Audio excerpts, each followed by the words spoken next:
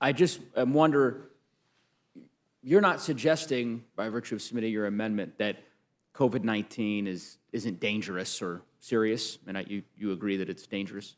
I believe that perhaps the gentleman's definition of danger might be quite different from mine. Okay. So is that a no? Or I'm trying to understand. Well, there obviously Is it dangerous to you by your definition?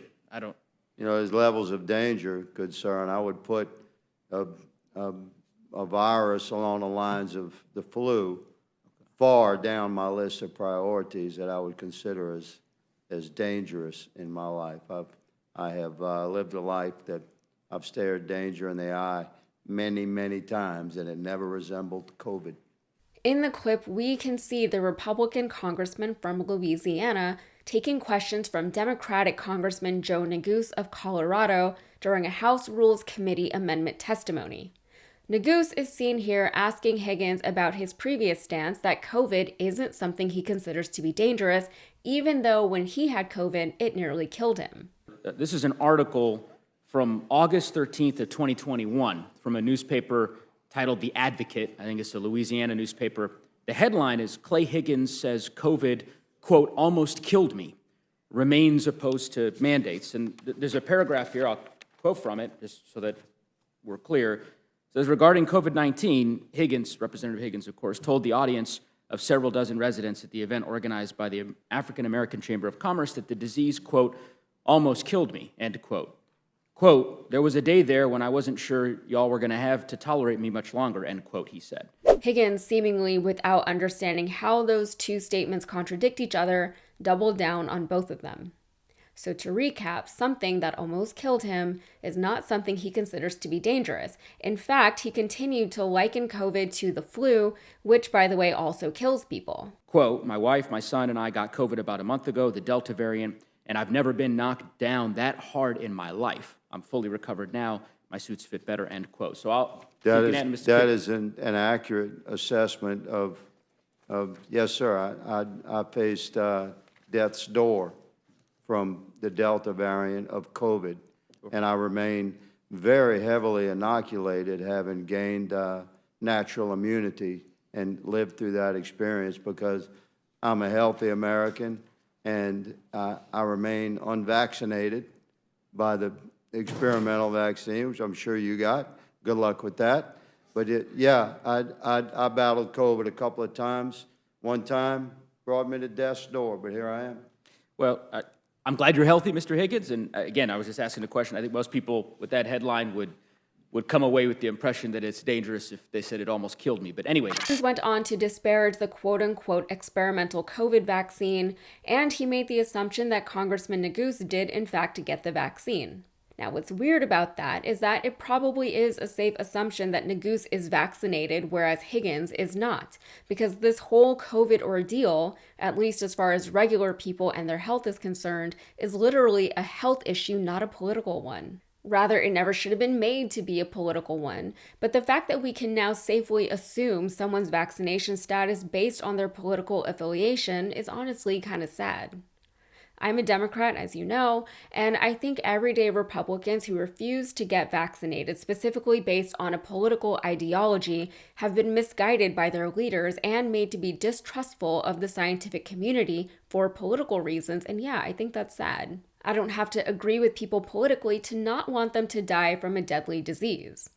And unfortunately, yes, the data shows that once the vaccine was made widely available to the public, more Republicans died from COVID than Democrats. Higgins points out during his testimony that he's a quote-unquote healthy American, which apparently explains why he was able to recover from the virus multiple times. Of course, he made no mention of the stellar healthcare I'm sure he has access to as a member of Congress, healthcare that millions of Americans either don't have similar access to or can't afford. In 2022, so after the brunt of the pandemic, data collected by Gallup and West Health found that around 112 million Americans struggle to pay for healthcare, while 90% of Americans don't think the healthcare they do get is worth the cost. And that's not hard to believe. Even with health insurance, healthcare costs are astronomical and prohibitive for most Americans. We all know people who don't go to the doctor when they really ought to because they're worried of the medical bills that will inevitably follow. You watching this right now have probably been that person at some point. We are all glad that Congressman Higgins was able to survive COVID, even one particularly bad case of it. But from this one short clip alone, we learned that Higgins not only contracted the disease multiple times, despite his body supposedly being inoculated against it, but one of those times nearly killed him. Imagine if he had just gotten the vaccine. Maybe he wouldn't have caught it repeatedly. Maybe it wouldn't have been as severe as it was. Honestly, we have no way of knowing, but that is why we get vaccinated. So it's a good thing he's a good, healthy American, by his own standards at least. And that was a common thing we heard at the start of the pandemic, that as long as I'm healthy and have a strong, healthy immune system, I will be fine. But how many Americans are actually that healthy? And I don't mean to be alarmist or grim, but speaking generally, our diets are full of ultra-processed foods, and they are laden with sugar. In fact, a study found that more than half of what Americans eat is ultra-processed, and those foods account for 90% of our added sugar intake. Another 2017 study found that nearly 1,000 American deaths a day are linked to diet-related diseases such as heart disease, liver disease, and type 2 diabetes. Globally, bad diets now outrank smoking as the leading cause of death. Additionally, the majority of us never walk anywhere unless we go out of our way to go for a walk, and that's not really a sustainable option for most Americans. For the average American, our lifestyles are designed to sit in a car, probably in traffic, for a few hours a day, just so we can just go sit at a desk for another 8+ hours. As of 2012, Americans were found to walk the least of any industrialized nation. More recently, data from Virginia Tech and Rutgers University found that just 12% of U.S. trips are walked, ranking us as one of the least walking countries in the world. And in 2017, 7,500 Americans were killed just by walking, and that's unfortunately understandable. We live in sprawling, car-centric communities. Our infrastructure was built for cars, not for feet. Many major American cities don't even have widely accessible public transportation options. Instead, they just build more freeways. Even for those of us who would love to walk more often than we do, it's really not a viable option. And somehow, the idea of a 15-minute walkable city has become demonized by the right as a means of government control. Walkable cities are basically fascism. Who knew? And yes, walking more would make a world of difference for the overall health of Americans. Studies show that walking for just 30 minutes a day is linked with improved memory and cognition. It helps to maintain a healthy weight, and it can reduce the risk of death by up to 50%. So with all of this data about how unhealthy Americans generally are, not just as individuals, but on a collective societal level, the conservative anti-vax narrative during the pandemic was just to be healthy, like Congressman Clay Higgins. And then you as an individual won't have to worry about the virus, and we as the government won't have to do anything to protect you from it. We saw Trump supporters on TikTok saying that they were just gonna raise their vibration so high above COVID's vibration that the virus won't even see them. That's where we were in terms of health and healthcare during a pandemic that killed millions of people globally.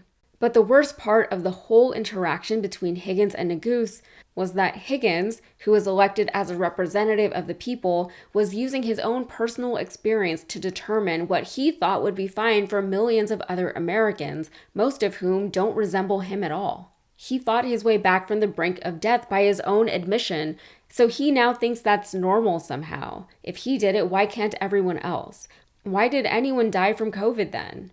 Even Trump almost died from COVID and had to receive emergency and experimental treatment to save his life. Treatment that certainly wasn't and isn't available to the majority of Americans.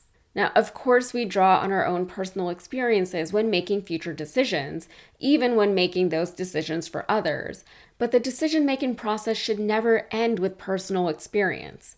It should be informed by data. It should take the populace into consideration, and it should not presume conditions that are based on perfect, idyllic, and unrealistic circumstances. It's irresponsible, it's short-sighted, and it's dangerous, but unfortunately, partisan politics now has more weight in modern America than actual lives. All right, that's it for me. If you got anything out of this, please like and subscribe to the channel and be sure to follow me on all the socials. Also, check out my podcast, Modern Context. It's available wherever you get your podcasts. Thanks.